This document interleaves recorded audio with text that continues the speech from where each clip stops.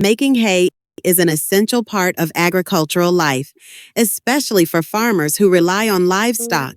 The process begins with selecting the right plants, and in this region, we often use grasses like guinea grass, Napier grass, and elephant grass. These varieties are not only hardy, but also provide excellent nutrition for our animals.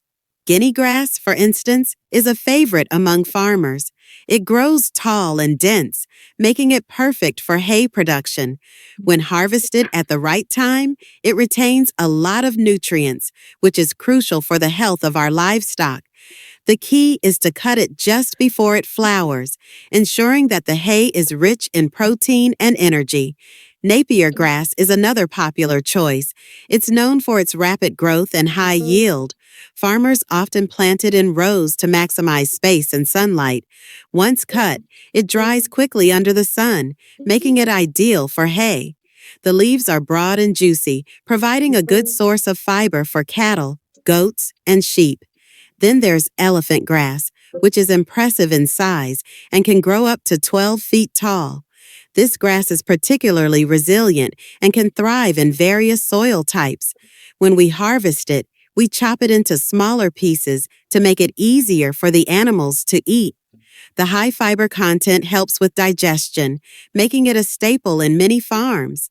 The haymaking process involves cutting the grass, allowing it to dry in the sun, and then storing it properly to prevent spoilage. We often spread the cut grass out in the fields, turning it occasionally to ensure even drying. This can take a few days, depending on the weather. Once it's dry, we gather it into bales or stacks, ready for storage. Storage is crucial. We need to keep the hay dry and protect it from pests. Many farmers use simple structures made from local materials to keep the hay off the ground and covered from rain. This way, we can ensure that our livestock has access to quality feed throughout the dry season when fresh grass is scarce. Making hay is not just about feeding animals, it's about sustainability. By using local grasses, we're working with what the land provides, ensuring that our farming practices are environmentally friendly. Plus, it helps us save money since we're not relying on imported feed. The community aspect of haymaking is also significant. Neighbors often come together to help each other during the harvest.